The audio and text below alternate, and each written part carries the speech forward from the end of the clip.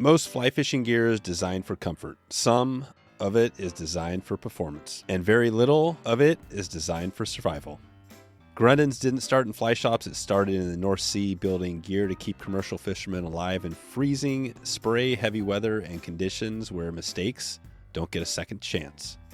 That mindset never went away. Today's guest, Justin Waters, works inside that legacy, helping translate nearly 100 years of blue-collar fishing experience into gear that fly anglers, steelheaders, and guides now trust when conditions turn ugly.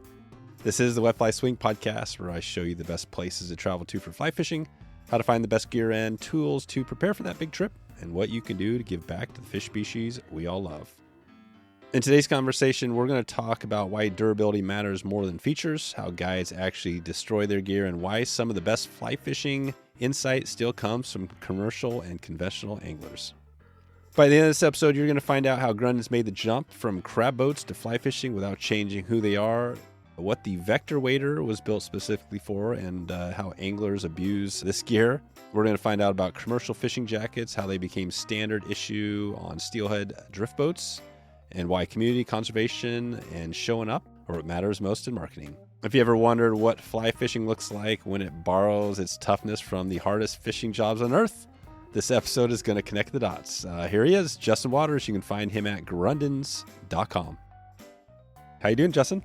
Oh, real good, man. I'm stoked to be here. Yeah, me too. It's going to be a fun conversation. I always love talking gear. We got a bunch of, I'm kind of consider myself a gear nerd. I've used kind of a little bit of everything. And, you know, Grundéns has been really a big name. You've seen it a lot out there, especially in fly fishing, because I think you guys have had some new products that have come out recently, or at least updating some stuff. And I know there's been some buzz around. So we're going to talk about kind of your lineup and all that and get into, and we were just on a trip, actually went down to checked off one of my bucket list trips to Togiak up out of Bristol Bay. Had an amazing trip catching, you know, some fish there and connected with some of your team, right? Was up there fishing with us that week. It was interesting because there was a little bit of a bug going around that week. You probably heard about that one. Oh yeah. I think CJ caught it on like one of the most epic fishing trips of all time. And he was laid up in a cabin for a couple days.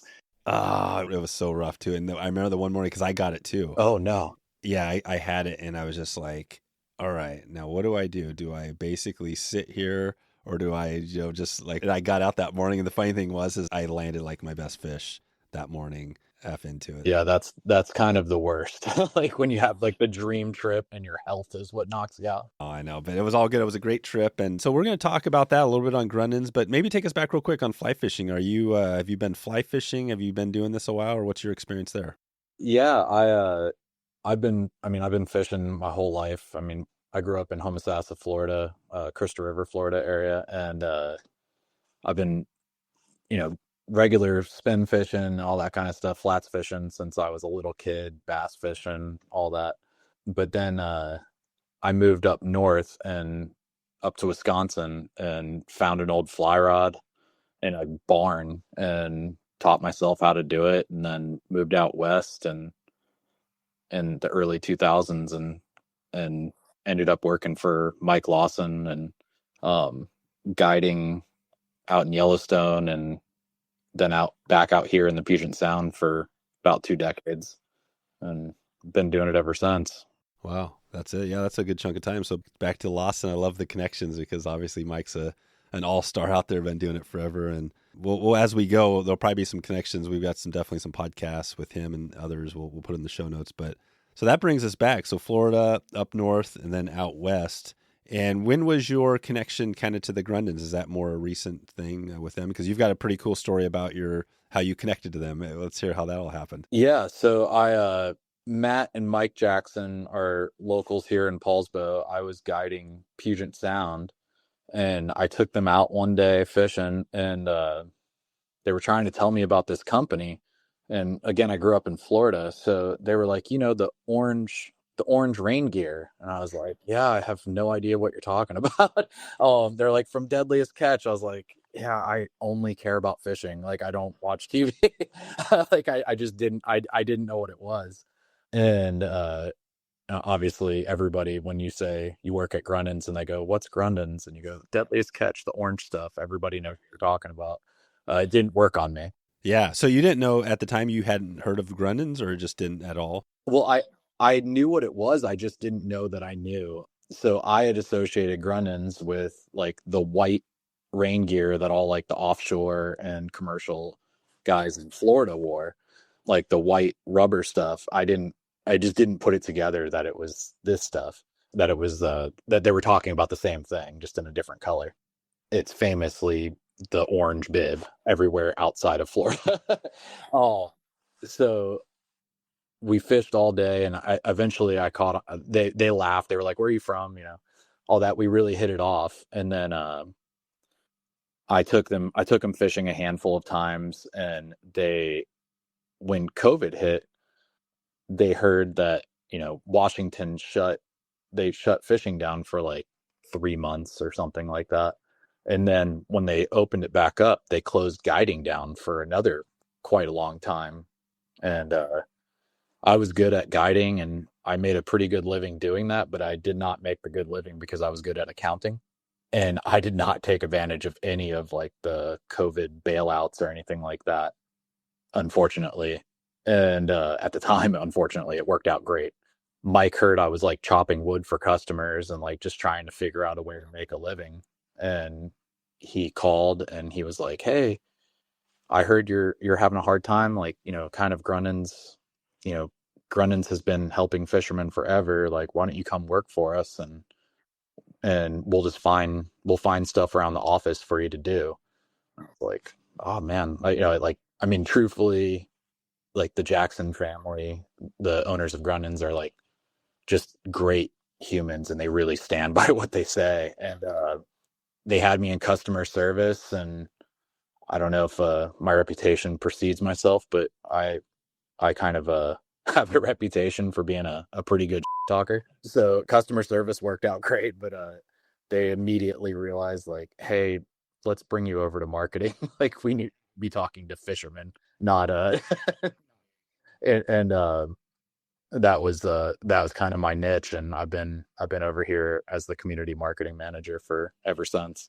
Oh, that's amazing. Wow, what a story. Yeah, it was like a true like bailed me out of a hard time story. Yeah, the COVID thing is crazy because I've heard now, with years after hearing these stories, and there's been a lot of these amazing good things that have come of it with all the bad, right? That's the crazy thing. Oh yeah. My wife definitely reminds me every day that I'm a lot nicer when I'm not worried about weather and worried about chasing the next trip and all that stuff. I guiding out here, I ran a little flats boat and we have big water out here, and it was she's like, you're just so much less stressed." It's like I have stress, but my stress, it's not I'm not worried about killing any of my customers. No. Yeah, they really it really changed my life in like a really awesome way. It worked out great. Were you guiding for there? Sea run cutthroat trout primarily, and then salmon. I you know, back in the early 2000s, I tried my hand at steelhead fishing, at guiding for steelhead, and I immediately, man, I felt like a poser. I knew all the guys who were really good at it, and I was like, I'm not as good as them. I shouldn't be doing this. And I'm a big believer in kind of playing to your strengths, and that was not. I like steelhead fishing. There's people who their life revolves around it. I made the right choice. Well, that's so good. You're very similar to me because I guided for steelhead too, and it never felt, I always I had the pressure. It just was never, and you're right. There's these guys out there that are just like all stars. Well, when I took people sea run cutthroat fishing, something that I think all guides should probably think about more, and I think most good guides do, is that like guys like me, I'll save up all year to go on that trip that I've been thinking about all year. Like, and when I get on the boat, I've done my research. I think I'm going with the best guide. And when I took people sea run cutthroat fishing or salmon fishing, I was like, "Yeah, you got it. Like I'm really good at this." When I took people steelhead fishing, I was like, "Man, I wish you were in someone else's boat." Like I wish we were with that guy over there. He really knows what he's doing. No, that's cool. Well, I think we could chat more because this is great. Sea Run Cutthroat. We definitely have a lot of people that ask questions, listeners about Sea Run and salmon. Really, there's a lot in Puget Sound. It's a pretty unique area because you got these, You don't see the same type of sea run fishing. So I want to touch on that, but let's get into Grundéns a little bit first and hear about some of the lineup, because I feel like there's been a lot going. I mean, you must feel that. Talk about that from your position. What has it been like the last few years in Grundéns? You must have been seeing this, how everything's been rolling out. But there's been some new products, right? Oh, absolutely, man. Yeah, so Grundéns started in 1926, so we're going on 100 years, and they started by making commercial gear out of seal skin for commercial fishermen. They were trying to protect fishermen in the North Sea, so freezing cold weather, gnarly ocean conditions, all that kind of stuff. And it kind of continued, like, obviously technology got better and everything. We started using like PVC and stuff like that our Hercules bib's 50 something or 60 years old now almost. But that's like the famous one from Deadliest Catch. And then in the 80s, when the Jackson family took it over, they brought it to America, brought it here in Paulsbo. And we immediately, upon bringing it to America, we noticed like the offshore fishermen started using it. And for quite a few years, it was pretty much just a commercial fishing and offshore fishing company. The guys started using it. As they got closer to shore, we started adapting and making lighter weight gear for the guys that were sport fishing. And that progressed. As we made lighter gear, it got closer to shore and closer to shore. And eventually, like, the flats guys started wearing it a little bit. And we were like, man, where's the market? Where's this going to stop? So we started making breathable gear, and the bass fishing world started wearing it. And when the bass guys started wearing it, they needed like really, really like techie gear for running a boat like 90 miles an hour across the water in a rainstorm. So we were like, all right, well, Gore-Tex. And once we got that Gore-Tex license, everybody in the company, that was about when I started, everybody in the company was like waders. We were like, all right, let's try this out. Let's see what we can do. And everybody at the company is a bunch of fly fishermen. Oh, they are, right? Yeah. So we were all like, this is it's a very organic thing for a bunch of fishing nerds in the Pacific Northwest to make Gore-Tex waders. Once we started on the process, we were like, let's try to make it in a very Grundéns way. Like what we've been known for the entire 100 years is that we protect people in the harshest environments. Let's make sure that doesn't change when we go into fly fishing. Let's make sure that we have the safest wading belt. Let's make sure we have, a suspender system that you can layer with and you can wear all day hiking and bushwhacking, because our gear is made for the most hardcore fishermen. And, I think beyond our Gore-Tex wader, the Boundary wader, we really hit our stride with the Vector wader. The Vector wader is our kind of mid-price point, but like, I think it should be what represents Grundéns in the fly fishing world. It's a very durable, it's made for guides. Like when we designed it, like we were like, all right, the guy that's on the water 200 days a year, jumping in and out of boats, sliding down banks, pulling clients out of the river, all the stuff that a guide does. We wanted to make the most durable wader ever, and the Vector wader's it. I personally took that and I slid down the cliffs on the Yakima River out here, and we were laughing. They were like, if anybody can destroy it, who can do it? And they were like, all right, Justin, what are you gonna do?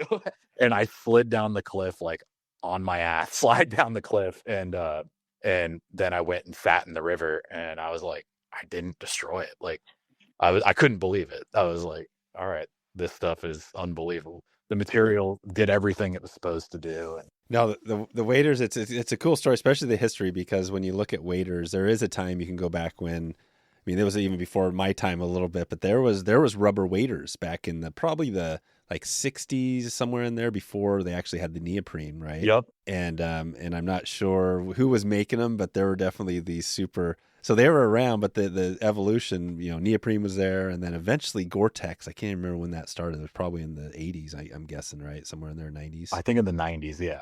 90s, yeah. So this thing comes out. When you go back to the gear that, like you said, they're known for, the bibs, I think the orange, the Deadliest Catch, is that really the show that put Grundéns? Because before Deadliest Catch, I mean, everybody was using them too, but Is that kind of what you think of? It's what made it kind of a household name. You know, like when people think of Deadliest Catch, they think of, you know, the wild crabbers out in the Bering Sea wearing the orange bibs. You know, like, and it's funny because, you know, I'm a fly fisherman. I've been a fly fisherman my whole life. I mean, my whole adult life, I guess. And I've been passionate about punk rock and fly fishing. That's about it. And when I started at Grundéns, I didn't expect to fall in love with not commercial fishing because I'm not a commercial fisherman, but I fell in love with that culture, like the people that do it. And it's so awesome. Like they're such tough people. But the one thing about Deadliest Catch is because it's a TV show and it's dramatizing commercial fishing, they kind of focused on a lot of the negative aspects of it. And these guys are like unbelievable people. Like they're the toughest humans alive. It's a real hard job. Located in Boulder, Colorado, Intrepid Camp Gear is dedicated to designing and manufacturing the best and most highly engineered automotive camp gear on the market. Intrepid Camp Gear specializes in rooftop tents and aluminum cargo cases designed for skis, rods, hunting gear, and any other gear you may be hauling. Elevate your adventure with Intrepid Camp Gear right now. Head over to wetflyswing.com/intrepid right now. That's Intrepid, INTREPID, Intrepid Camp Gear. Grand Teton Fly Fishing is a premier guide service and fly shop that has access to some of the most coveted rivers and lakes in western Wyoming. Their simple goal is to share their valued resource and have you experience a native cutthroat trout rising to a single dry fly in the shadows of the Tetons. You can check out Grand Teton right now at grandtetonflyfishing.com. Let them know you heard of them through this podcast. Yeah, it's a hard job. Anybody that knows the Deadliest Catches, I mean, I've never been up on one of those boats, but, you know, I had a friend who lived that life. He was like crabbing up there and everything. And he lived exactly what that show on the seat of his, you know, he was on the edge. It's wild. Like, I mean, I talk to him every day. Yeah, you talk to those people, right? I mean, those guys have become like friends to us. Right. Because it is a legit, I mean, it's one of the deadliest. It is one of the deadliest jobs you can have. Oh, yeah. The West Coast, like the West Coast Dungeness fishery out here in Washington, Oregon, and Northern California. And then the Bering Sea crabbing fishery are, I mean, they're super deadly. Like one wrong move and you're gone. But I forgot where we were getting at, but like they rely on our gear to keep them alive. So we don't sponsor the show in any way. Like they just that's like an organic. Yeah, that's just what they wear. Yeah, and it's funny because I don't want to talk bad about other companies, but there are companies that do sponsor that show, and when it gets gnarly, you watch them all bring out the Grundéns. Oh right, yeah, when it's running, yeah, it's just kind of cool. Yeah, well, there's something to that. I mean, even if you're not at that level of commercial fisherman, I mean, just like you mentioned it, winter steelhead fishing, man. I'll tell you what, I've been out there in my waders and stuff when it's nasty, and then, you know, take a dip in the water and all that stuff. You can die there too if you're not careful, right? I mean, winter steelhead can be cold. So I think, like you said, having the right gear, winter steelhead fishing or whatever it is important. Yeah. And I mean, you see it now. You see like the Mike Z's and Justin Tensler and a lot of those like kind of OG Olympic Peninsula guides now. They all wear our commercial fishing jackets while they're rowing their boats. If they're not swinging for steelhead, like if they're not actively like standing in the river, walking up and down, swinging with their clients, like they're wearing our commercial jackets over top of their waders. They are. And what are those jackets? If you wanted to find those, what would those? It's our Neptune. Our Neptune. It's a stretchable, and we make a tourney jacket that's even lighter than that. But a lot of those guys are wearing like our Neptune or a Neptune insulated. Okay, yeah, I see it. There's like the Neptune thermo jacket. Yep, and it's become a thing. I mean, like even like Waters West now, they carry it in the store because so many people started switching over to it. And is that a rubber? What is the material on those? It's a polyurethane rubber. And I mean, if you're not like, I mean, if you're sitting or nymphing or swinging for steelhead all day where you're not active, like constantly active, you're not going to be building up a sweat that requires like a breathable jacket. So a lot of those guides were like, man, it keeps your body heat in and keeps the rain out. That's all I need up. So that's the big difference because you have the Gore-Tex. I mean, good Gore-Tex is 100%. Well, I guess it is 100% waterproof, right? But it breathes, so it's not quite. It's letting some of that warm out, right? That's the difference. Absolutely, yeah. It will dump heat. Where that's the downside of rubber is it doesn't dump heat if you are like, bushwhacking through the woods and stuff, then you probably want to use our portal jacket or something. If you're sitting in a boat all day or standing in a run all day, you're probably not sweating. Yeah. I can't remember the last time I was out in the Olympic Peninsula and was sweating outside of like hiking into a spot. Well, that makes sense. So that's some of the gear. Maybe just go through a little bit of the, I mean, I know you guys have a ton of gear, but what would be if we were going to break down, say, top gear that, say, fly anglers are going to be using from your lineup? What would that look like? Yeah. Right now, I would say our Vector or Boundary wader. Those are our two like high end wader. If you were to like go with a system, I would say our Vector or Boundary wader, our Bankside boot or our Bedrock boot as our wading boot right now. We have a new one coming in the spring. That's unbelievable. A new wading boot. And then I've been testing it. And then I'm sitting looking at our jackets right now. Our portal jackets are kind of top of the line. That goes with our portal jacket goes with the Boundary wader. And if you reach in the pocket of our portal jacket, you can actually unzip the inner pocket and reach into the wader pocket without taking your jacket off. This is the Portal Gore-Tex wading jacket. Yep, that's the portal jacket. That's why we call it portal, is you can reach in and into your wading pocket. We built our Vectors pockets to line up with that as well. And then for base layers, our turbulence jacket, or our for below the rain jacket, our turbulence jacket for the winter is definitely, it's a extremely durable waterproof, or not waterproof, sorry, waterproof insulation. Oh, okay, this is the turbulence insulated hoodie. Yep. That one, even if you soak it in the river and then put it on, it will still keep you dry, or not dry, it'll keep you warm. And the face fabric on it is extremely durable. Honestly, if we were greedy on that one, that would be a very expensive jacket. It's a very affordable.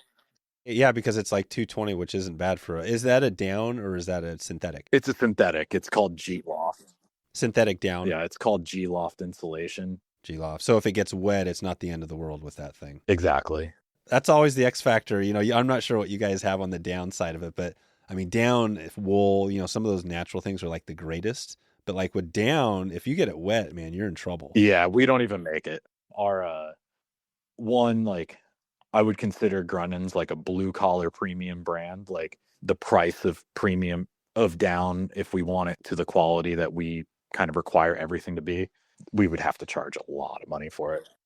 And then the other thing is, like, our customers are the guy that's going to go out and beat the hell out of things, and down just doesn't hold up once it gets wet. We do target the consumer that's going to find the end of the life of all of our gear. We do go after that guy that's gonna go spend 200 days on the water and not care if they rip holes and all that stuff. It's kind of funny. Like I had a guide call me the other day asking about our warranty program, and I was like, yeah, man, we have, all of our waders have a warranty. Just send it in, and all the guides have a little better warranty than the guys that aren't guides. And I was telling him about it. He goes, man, it's just a pinhole. Can't you just send me some like epoxy to stick on it? I was like, yeah, I guess. He's like, I'm a fisherman. I'm gonna rip it. I was like, yeah, we can do that, dude. Like, I think you could just go to the store and buy that, but he was in Alaska and he couldn't get to a store.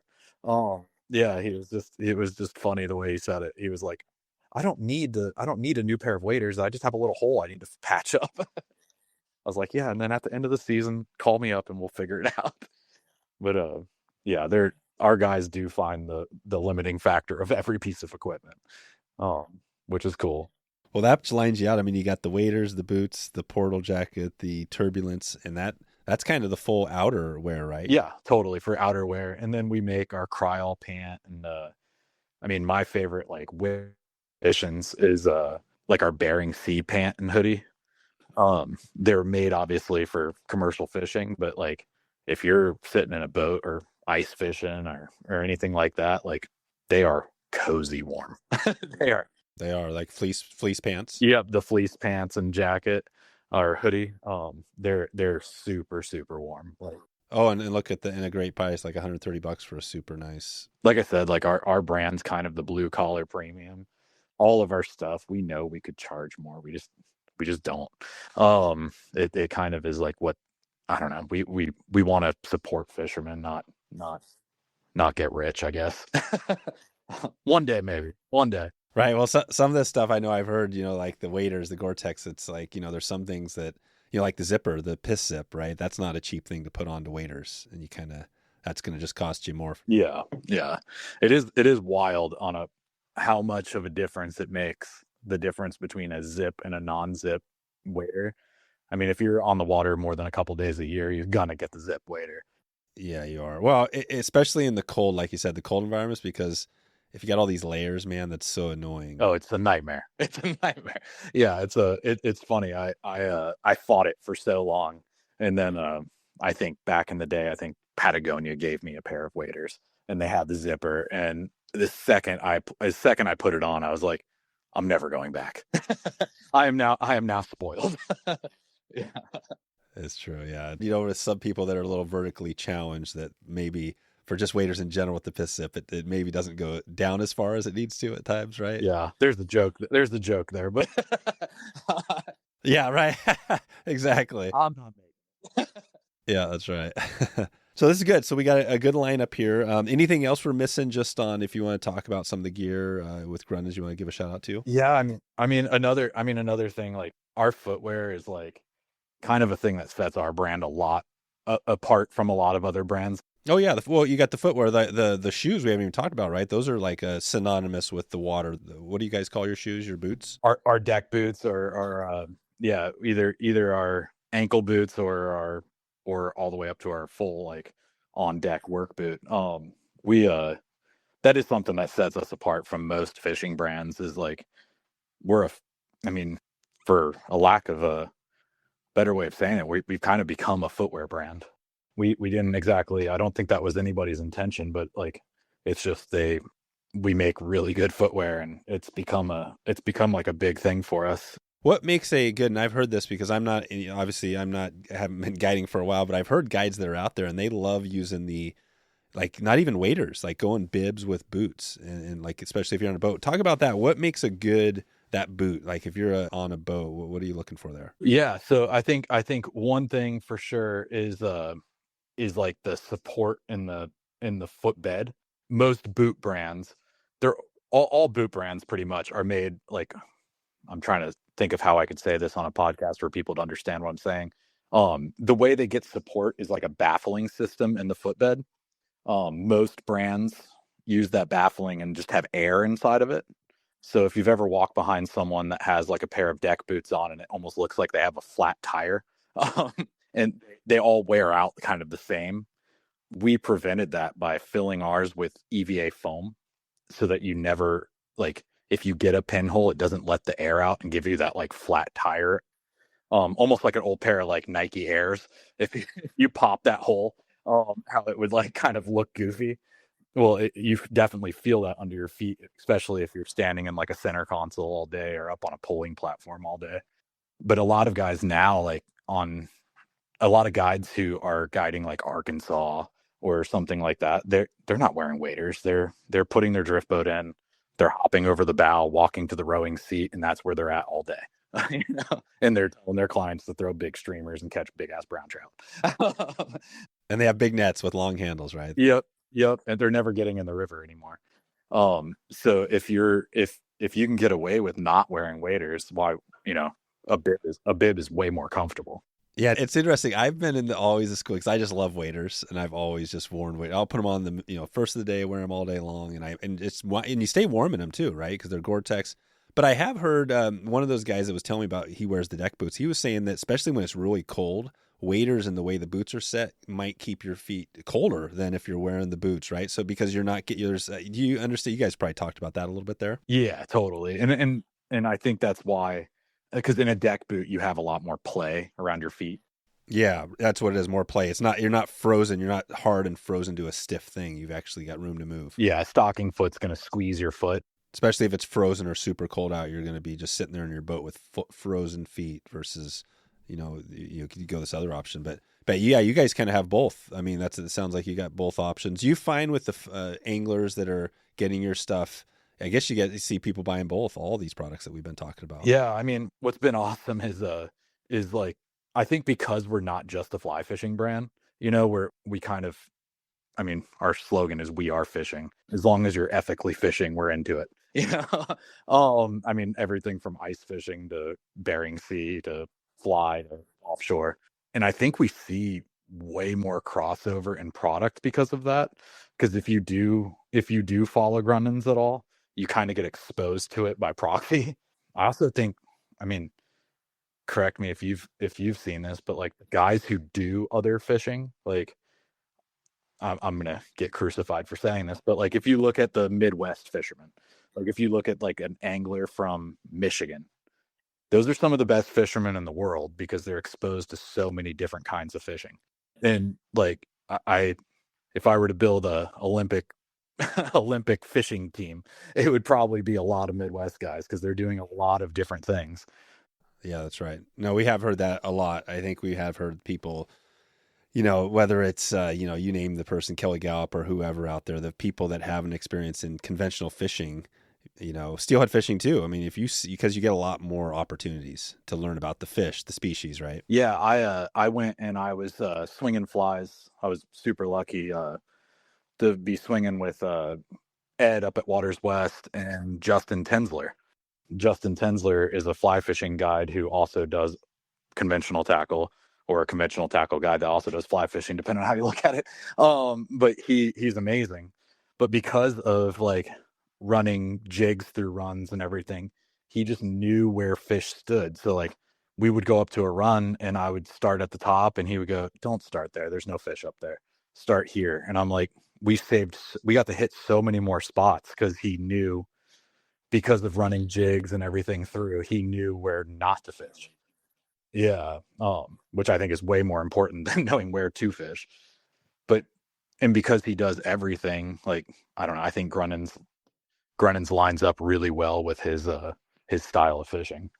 Well, I think that, I think we've touched on a good chunk. Obviously, we're not going to be able to get to everything on Grundéns today with the gear, but I think it's a cool story, hearing about, you guys coming here with this history, 100 years, right? What does that feel like there when you look back at 100 years of a company? It sounds like you're pretty well intertwined with the social media. Maybe describe that a little bit on your role there. How do you talk about what you do there and how that's helped guide what your role there? Yeah, so we're a tiny company. Like it's funny because we do so much in so many different disciplines of fishing. A lot of people will call us and be like, "Oh, you're a huge company, sponsor this, sponsor that." I'm like, we're a marketing team of three. We're tiny. I'm in the office right now and I know every single person's name and probably their kids' names. Right. And your office is where? Where's the headquarters? In Paulsbo, Washington. And where is that at? Across the water from Seattle, so across the Puget Sound. Right next to we're right down the road from Farbank on Bainbridge Island.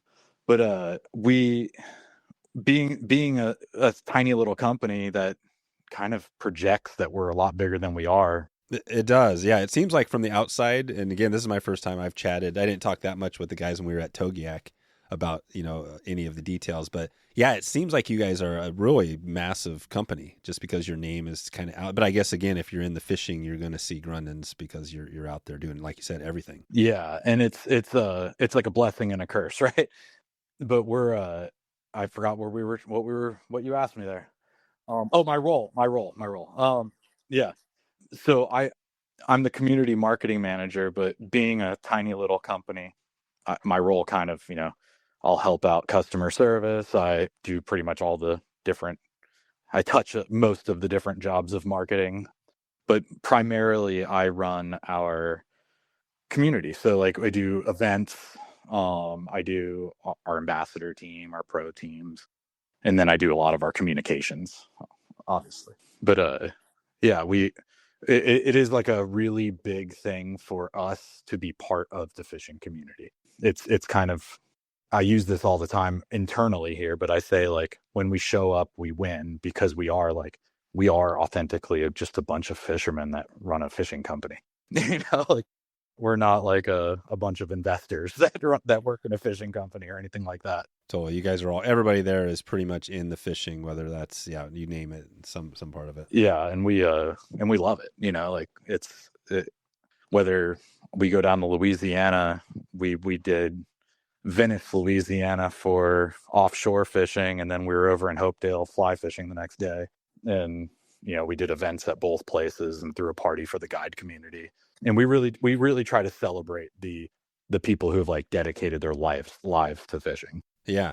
What does that look like? Talk about that event, maybe a typical event that you would put together. Is that a small event, big event? Is that something where the public can be connected to it? So, yes, for the guide events, I mean, we try to limit it to just the guides, just because that can get expensive. But typically, if it's a guide event, we'll go and open a bar tab and yeah, there you go. yeah, hey, drinks on Grundéns tonight, which is a lot of fun. But we do like all the shows and everything like that. We like to do like, we call it Cappy Hour. We come out and make custom hats for, we'll be at the Denver Fly Fishing Show and the Edison Fly Fishing Show and all that. We'll make custom hats for everybody, and our booth is always kind of a party. Yeah, we try to make it that way.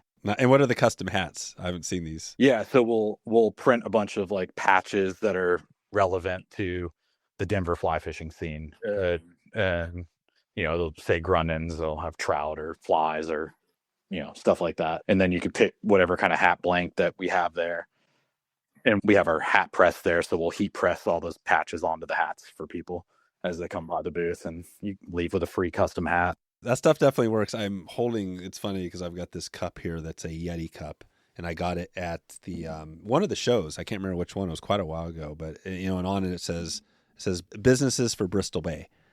You know what I mean? It's just that little reminder. I've always liked the cup because, well, one thing, it works really well. It's a good cup. It keeps stuff warm because Yeti obviously has a great product.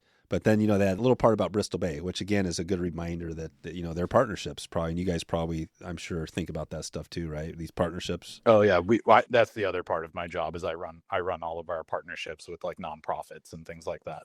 So we do currently right now officially we are with Commercial Fishermen for Bristol Bay, which is also Bristol Bay Forever, and then we do Backcountry Hunters and Anglers and Captains for Clean Water, and we have a handful of other organizations that we help out on like smaller scales and stuff like that as well. The Henry Spork Foundation, because it's kind of near and dear to all of our hearts here, which is awesome.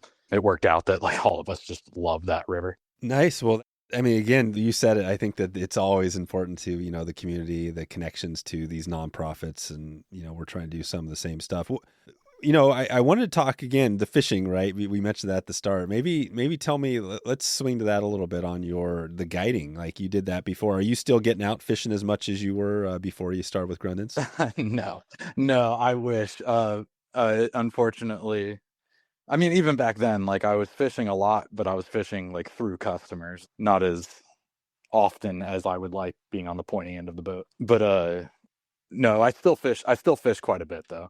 Typically now I fish like while I'm out doing events and things like that. Like we go up to Bristol Bay every year and do a commercial fishing, do an event for the commercial fishing community up there, and partner with the different groups that are fighting pebble mine up there. And then on the back end of that, a couple of us will go out and go fish with one of the lodges up there for a day or two, which is always awesome. I love that you're talking about the stories, and I think that's interesting from your perspective because you're trying to do similar things to what we're doing, right? Tell stories and all that stuff. And that's what everybody always talks about, stories. But what do you think makes a story, worth telling or worth sharing with what you do? Man, that's an awesome question. Let me think on that for a second. I think every story has to have like a purpose, like if that makes sense. Like we talk a lot about like, I mean, right now we're in the heart of budget season at Grundéns, which is the least favorite part of every marketing person's. Right. Like you're deciding where to put the marketing dollars. Yeah, where the marketing dollars can go. And we've really, I think one of the really cool parts of my job is looking at it and going, all right, how can we tell like a community story? Like in 2027, we're launching a new side of fly fishing that we haven't really touched on much yet. And it's super exciting. Like it's relevant to everybody, I guess. But there's this new products that kind of support like an expansion on our fly fishing portion of our business. And we're like, okay, we can, so to tell that story well, we need to make sure we have friendships in this area with these guys. So my job this year is to go out and make friends and go fishing and take some photos and hopefully take some video and all that kind of stuff in that area. And really like it works out really well with me because I'm a chatty Cathy and I like meeting people and I like. Exactly. Yeah, you're one of those people, you can tell you're one of those people that gets energy. You can talk to people all day and you still have energy at the end of the day, right? Yeah, I get made fun of for that a lot. I drink a lot of caffeine and talk a lot of shit. But it's my favorite part of life really is connections and if you're going to tell a story, you want to have a good connection and have some sort of purpose for being there or telling that story. Like if we go into a community, I don't know, we're going into ice fishing in 2026. I'm breaking news. We're going to go into ice fishing and Ice fishing. So you haven't been in ice fishing yet? we have based off of like just products that are that like carry over to it. A lot of guys wear our base layers and like our Grundéns and thermals and all that. But socks and everything. But we're launching like a full on ice fishing category of the business. I probably shouldn't be saying that, but that's okay. That's fine. Nobody's going to be upset about that. But anyway, we're launching into ice fishing in 2026. And when we tell that story, we want to tell about like, we want to go all in. Like we want to make sure that we have we want to make the community better than what we found it. Like we saw some holes in the products that were available and said, hey, we can do this better and we can be like an asset to that community. And that's kind of how we've decided every step of the way, which sometimes isn't the best business decision over like but like if we can make it better and we can make fishing better for a community by being there, we it's kind of our job to do it. It's a great answer to the question of, the stories, right? Because you do it with making better gear. Now they can come in, those people will share better stories because they're out there longer. They're able to do some stuff they couldn't do before, right? Yeah. And that's kind of like our mission whenever we make a product and then in turn from marketing go tell the story is like, how can we tell the story of this product making fishing more enjoyable or making it more tolerable depending on what kind of fishing it is, like if you're a Bering sea crabber, it might not make it more enjoyable for your back, but it'll make it more comfortable or make you be able to be out there longer or safer. Yeah. And the hoodie, that's the thing, especially for the cold. If you're not in the cold environment, you might not realize it, but the hoodie is a game changer. You see it on those Deadliest Catch, right? They got the heavy hoodie and then they got the rain hoodie and, at least those two. And I mean, God, there's something about, the back of your neck. You got to keep that warm when you're out in those environments. That's a big part of it. Yeah. It is funny. It is funny, being a fly fisherman and then, my day to day, I have a lot of calls with the commercial fishing world and, the things that like, that's different. Like, well, I look back on like when I was guiding and oh, I got a pinhole in my waders. This is terrible. And then someone's like, yeah, I got a 1,000-pound crab pot dropped on my foot and it ripped my boot. Could you help me out? I'm like, oh my gosh, dude. I was like, I wasn't that tough when I thought I was. I thought being out there for 100 days in the summer was a pretty awesome season. They're like, no, I I was out in 100-foot seas. This has been good. I think we're going to take it out of here. We got a little segment, talk about community. We have our segment, our Wet Fly Swing Pro community. And I just want to give a quick shout out to Colin. Colin is in the group there. And we have probably a smaller community than you. But, I think for us, it's really cool because it's a way to do a lot of the stuff we're doing. How do we get out there, spend more time fishing, do more cool trips. So today, this is presented by Drift Hook, who is another one of our partners, and they're they've got some flies that I've been using for the last couple of years now. So I want to give a shout out to Drift Hook and also to Colin in the group. And Colin was interesting because I was asking him, what he's struggling with or what he's working on. And two-handed casting, right, is a big part. It's like the whole spay thing, that's a big part of the community. So first I want to give a shout out to those two. And tell me, you've done a little bit of this. Have you had a spay? Can you talk about do you still do two-handed casting, or is that something? Oh yeah.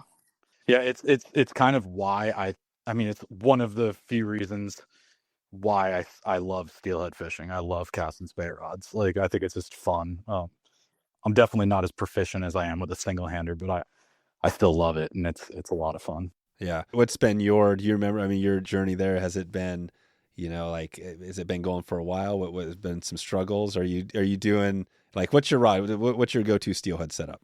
Right now I have a 12-foot Sage X and, with a hatch reel on it. But yeah, my spade journey, I guess. I once upon a time lived on the Stillaguamish River, and I was out with a Deck Hogan, like 13-foot-3 Echo, and I was just flailing on the water, getting frustrated, in my like 20 years old or something like that, and I'm flailing and not doing good. And we were at a spot called Hazel that I don't even know if it exists anymore. But and up the river, there's this big guy walking up towards me, like walking up because he had to walk past me to get back to his car. And he stopped and like gave me some pointers. And I went to shake his hand goodbye, and he introduced himself, and it was Deck Hogan. Yeah, so I got like a free little mini casting lesson from like the nicest guy in the world. And yeah, he was like I didn't even know who Deck Hogan was. I just got his rod for cheap, like at the time, but he ended up being like a huge fan of his. I have all his books and everything. But I will say, of any kind of casting I've ever done, like every time I've ever taken a casting lesson for spay, I have gotten substantially better at it. Like having like a real casting lesson from like one of the pros. I know that's a big part of it. Yeah, we say that a lot. It's like if you got a little extra cash, you're going to spend the money on a rod and all that stuff anyways. A lesson isn't that much more, and it's worth it. Yeah, $1,000 rod with a $4 cast never helped anybody.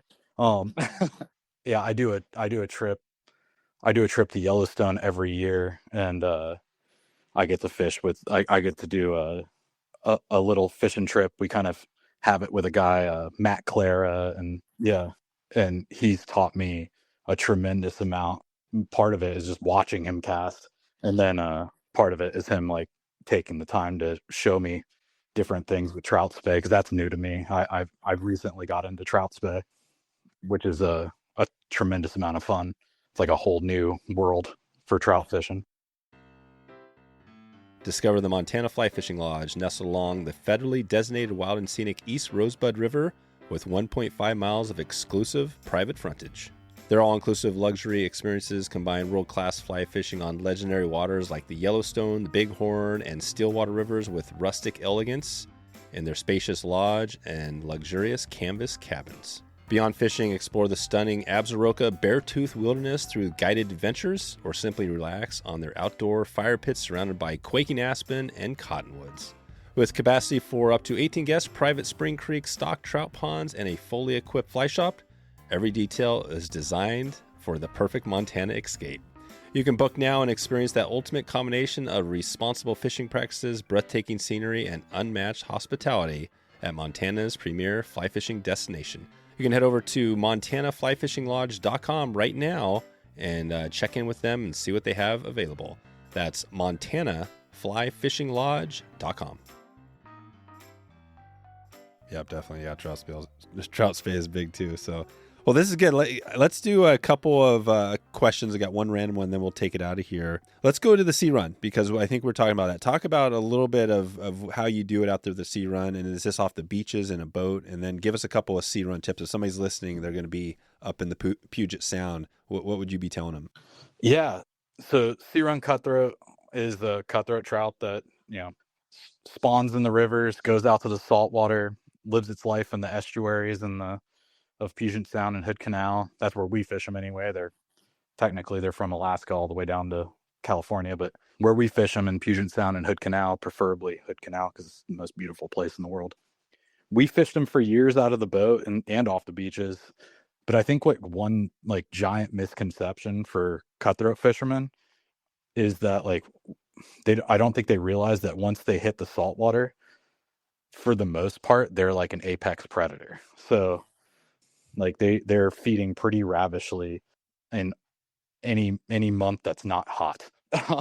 If they're in the saltwater and it's not hot out, like if the water temperature is still below 60 degrees, they're like a pretty like ferocious feeder. And from the boat, you could really watch them in and day out. Like they would shock you at how aggressive. What are they eating mostly? There's a handful of different baits out there, but herring, sand lance, out migrating like salmon smolt, and then like aquatic worms and things like that. But they're so aggressive that they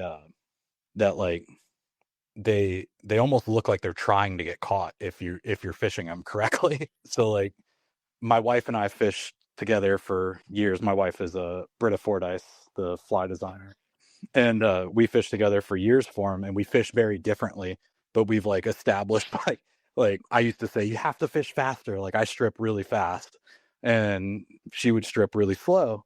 And we like kind of came to the conclusion that as long as you don't stop stripping, it doesn't matter. um like so the pause is what makes them, because nothing stops when it's being chased.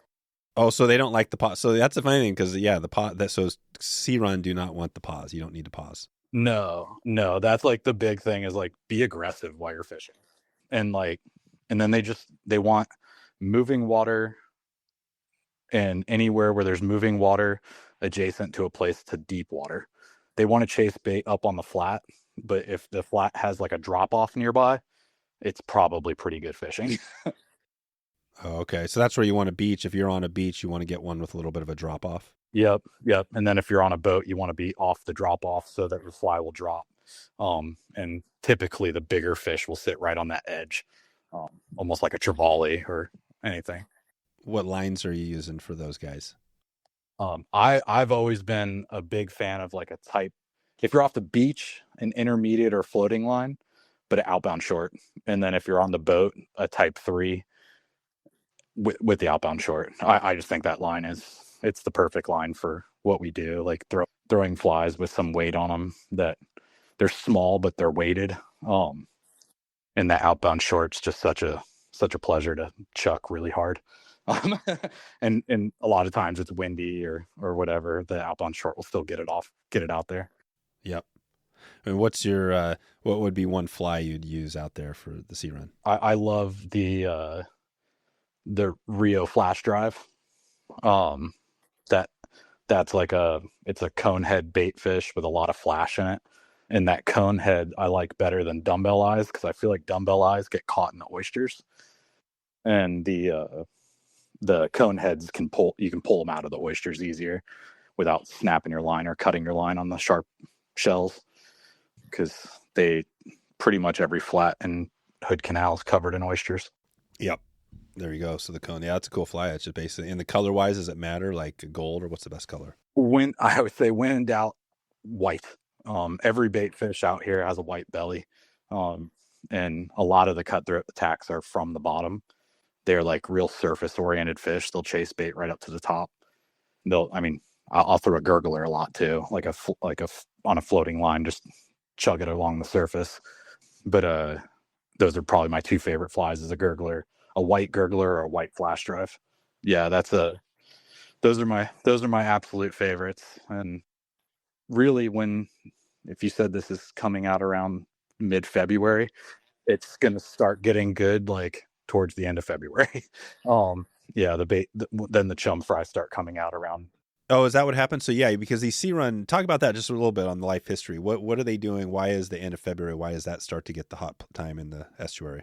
So in Hood Canal particularly, that's where I guided for the longest time. In Hood Canal, you start seeing, so the cutthroat will follow the chum, which is like the last salmon of the year, they'll kind of follow them into the like real close to the estuaries, like real close to the little creek mouths and stuff. And they'll eat eggs and they'll eat flesh coming down the river. Not not as like effectively as you could like Alaska, but they definitely will eat eggs and everything. And then when they spawn, they tend to spawn like early January into early February. And when they drop back out, they typically drop back out with the chum fry, and they're just gorging themselves on chum fry. Oh wow! So they follow the chum fry out and just eat them on the way. Yeah, yeah, you'll net them and they'll like puke up bait fish, if you hit it right. And then pretty much like every back eddy on every back eddy in all of Puget Sound that is north of a chum river will have a ton of little bait fish in it and cutthroat eating them. And that's kind of how they disperse, as the chum fry aren't the best swimmers. So as they get bigger and start swimming away, that's kind of how the cutthroat disperse on the beach. Is when those schools kind of dwindle, they tend to hang in those spots. That's where they live for the whole summer. Yep. And then can you catch them throughout the? When is it not good for on the beaches? Really? January.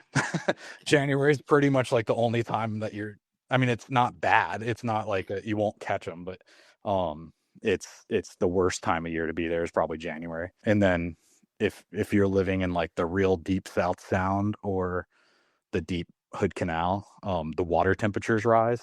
So like January and August are really the only 2 times a month or 2 times a year that are not great cutthroat fishing. When that water temperature gets high, they'll still eat, but they'll die. Like you'll see them, you'll go to release them and feel real bad about yourself, and you shouldn't do that. That's like, it's kind of a crummy thing to do. I wish that WDFW would put hoot owl on the Hood Canal like they do out in Yellowstone. Right. Wow, that's interesting. No, this is good. Well, I think maybe we'll save some of this for a future episode if we can follow back. I think the sea run cutthroat is an interesting species, especially up there. But let's take it out here with our one random one. You mentioned at the start the punk rock. I'm always interested. I love getting the music background. What's your your preference? It sounds like you've got a good background. Are you what if you had to say what is a group, a band? What could we listen to hear your taste? Oh man, if I were to sum my music up, it would probably be Bad Brains or Gorilla Biscuits. Bad Brains being probably the most important band of all time. Yeah, and then Gorilla Biscuits probably my favorite band of all time. Um, uh, Bad Brains is out of Washington D.C. and Gorilla Biscuits is out of New York City. Okay. And is the punk rock, what is that scene like? Because it's interesting because Seattle, it wasn't punk really, but I mean, the back to the early 90s, right? You had Nirvana and that whole alternative thing, which was kind of, there was a little bit of that right there. Yeah, so I'm like a real music dork. So like my version of punk rock might be different than other people's, but like I love like hardcore punk rock, like the music that actually like tries to make the world a better place, which is kind of funny to say. Right. Yeah. What is that for somebody who doesn't know punk rock? Because punk rock, you think of it, if you didn't know it, you'd be like, it's some crazy whatever, just, Yeah. So I think a lot of like the a lot of punk rock is like burn the world down, authority, all that stuff. I think that's trash. I like positive hardcore music, like Bad Brains sang about positive mental attitude and trying to make the world a better place, and and their willingness to maybe be a little violent and be a little aggressive to make it that way. Yeah. And I just love the energy of hardcore music, and I don't know. It's I think it's made me a better person. It certainly makes me a nicer person. And yeah, yeah, and going to live shows and the energy of that is amazing. I got to take my daughter to see 7 Seconds this summer, and and it was it was incredible. yeah. And 7 Seconds, is that another group? Another punk rock band, yeah. She is about to be 18. Yeah, she's 17. Yeah. Oh, wow. Yeah. Yeah. There you go. That must have been pretty cool at a show. And what is it like at a punk rock show? The Sevens. What was the name of the group again? 7 Seconds. Yeah. What was that like? Is there a place in there where you got to be? I'm not even sure. It's been a while for me, but is there a pit in there where you got to be careful to not go in there? No, we were in there. Oh, you were, yeah. Yeah. It's crowd surfing and dog piles and you just got to be careful, right? You just got to know where to yelling into the microphone and making sure that you take care of everybody in there so no one gets hurt. But I think that's the difference between like hardcore music and like that dirty like trash punk rock is like you go to a hardcore show and it looks really aggressive and really mean, and it can be, but like most people are trying to take care of each other and make sure no one gets hurt while they're doing that. But yeah, it was a lot of fun taking my daughter to see that. And yeah, I don't know if you know Joe Cermelli. Yeah, we do know Joe. Yeah, Joe's been on the podcast. Oh, he's such a cool guy, but that was something we bonded over too.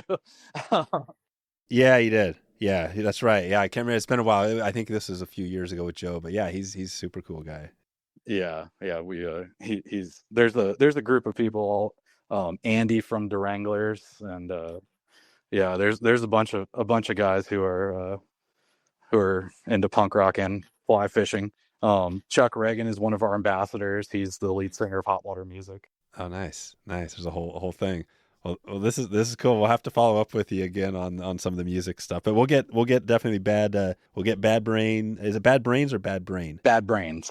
Yeah, Bad Brains, and we'll get them in the show notes so we can listen to some of that on the way out of here. Oh, perfect.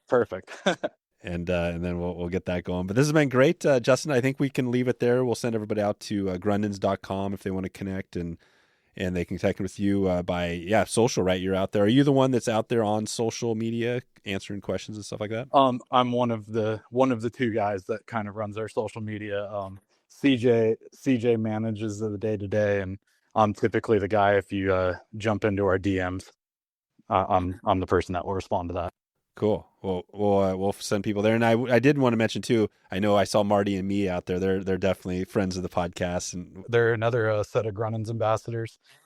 They were the first ones. I remember when you guys were getting going, I remember seeing them, and I can't remember if it was Mia or Mario, but they were talking about it, and I was like, oh, cool. Yeah. Because that's what it is, right? You got these people that really are, outspoken, I think, cool people, and a lot of respect, and they're doing and Mia's doing the Sandy River Spay Clave again this year.